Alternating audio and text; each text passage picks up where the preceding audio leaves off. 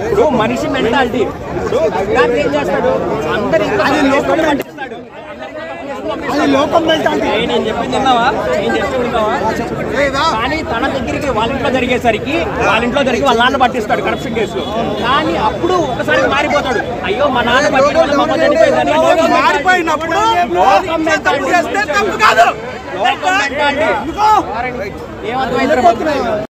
ఆయన ఇండియన్ 2 చూడడం జరిగిందన్న సినిమా అయితే మాత్రం బిలో యావరేజ్ అని చెప్పాలి. ఎందుకంటే సినిమాలో మనం ఎక్స్పెక్ట్ చేసేంతగా నేర్చుకునే విధంగా డెప్త్ లాంటి సీన్ ఏమి రాసుకోలేదు. అంతా కమల్ హాసన్ గారు పార్ట్ 1 హైప్ చూసే సినిమాని తీసే తప్ప మనం ఎక్స్పెక్ట్ చేసే విధంగా సీన్స్ కావచ్చు, ఎమోషన్ సీన్స్ కావచ్చు, సొసైటీకి ఏం కావాలో ఆ సీన్స్ రాసుకునే డెప్త్ సంఖ్యలో ఉన్నా బట్ ఈ సినిమాకి దాన్ని వాడలేదు మరి.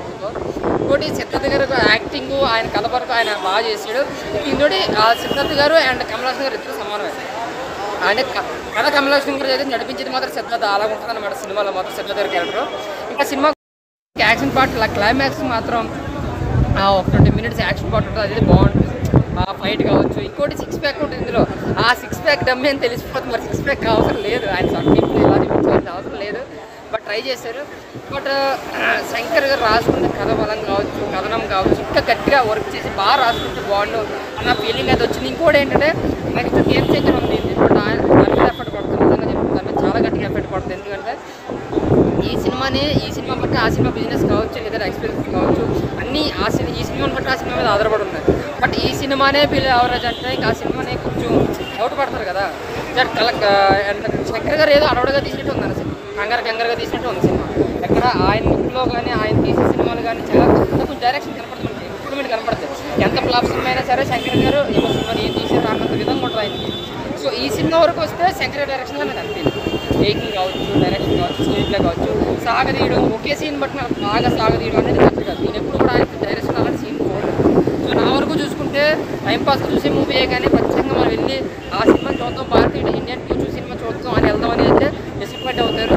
బట్ ఈ సినిమా టైంపాస్ చూడాలి తప్ప మీరు ముఖ్యంగా భారతీయ 2కే వెళ్తే కానీ నిజంగా డిసప్పాయింట్. అనిరుద్ధ్ గారు కూడా న్యాయం చేయలేదు, అక్కడక్కడ మెరిపించారు కానీ సినిమాని మొత్తం బ్యాక్గ్రౌండ్ ద్వారా నడిపించలేదు. ఎందుకంటే కొన్ని సీన్స్లో ఆయన ఇచ్చిన బ్యాక్గ్రౌండ్ సూపర్. నిజంగా చెప్పిన సాంగ్స్ అయితే బయట నాకు చాలా బాగా నచ్చినాయి. బట్ లోపల కూడా సాంగ్స్ అన్నీ కూడా ఏదో స్క్రీన్ ప్రెజెన్స్ కన్నా పోయినా కూడా. సో ఓవర్గా నేను చెప్తుంటే అనిరుద్ధ్ యావరేజే, డైరెక్షన్ యావరేజే.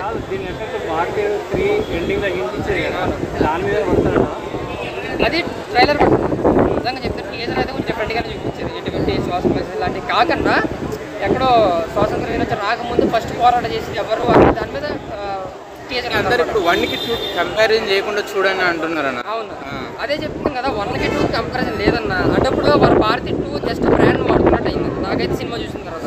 సో భారతీ 1కి 2 అస్సలు సంబంధం లేదు. దానికున్న 50% ఎఫర్ట్ కూడా ఇందులో లేదు. కథ బలం కానీ ఏదైనా కానీ కావచ్చు, జస్ట్ వచ్చారా చూసేయాలి. చాలా డిసప్పాయింట్. 1 wordలో చెప్పాలంటే టైం జస్ట్ మనకి ఏం చూసుకోక ఏదో ఏసీలో కూర్చున్నట్టు రావాలి తప్ప సినిమాకి వచ్చి సినిమా అయితే కాదు.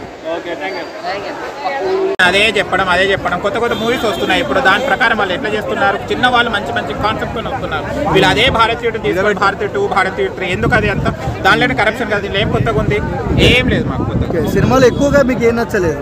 అసలు సినిమానే నచ్చలేదు, ఏం నచ్చలేదు. ఏముంది, నాకైతే నిద్ర రావడం మంచిగా హాయిగా. సిద్ధార్థ్ రోల్ ఎలా అనిపించింది? సిద్ధార్థ్ లాగానే చేశాడు, యాక్టింగ్ బాగానే చేశాడు. కానీ స్టోరీ కాన్సెప్ట్ ఏదంటే నాకు నచ్చలేదు. మెసేజ్ ఇద్దాం అనుకున్నాను, ఏముంది కొత్తగా మెసేజ్, కరప్షన్ ఎలా చేయాలి అన్నది మా కాన్సెప్టే ఉన్నది. ఓకే, శంకర్ మార్కు లేదా? శంకర్ మార్క్ ఏముందండి, ఏం లేదు, అదే కాపీ పేస్ట్. ఈ సినిమాతో గేమ్ చేంజర్ కి ఏమైనా ఎఫెక్ట్ అవుతుంది? ఏం లేదు, ఏ సినిమాకి దానికి ఉంటుంది. శంకర్ గారు ఏదైతే కొత్తగా అనుకుంటున్నారో దీంట్లో ఒక కొత్త యాక్సెప్ట్ ని చేద్దాం అనుకున్నారు కానీ అది వర్కౌట్ కాలేదండి.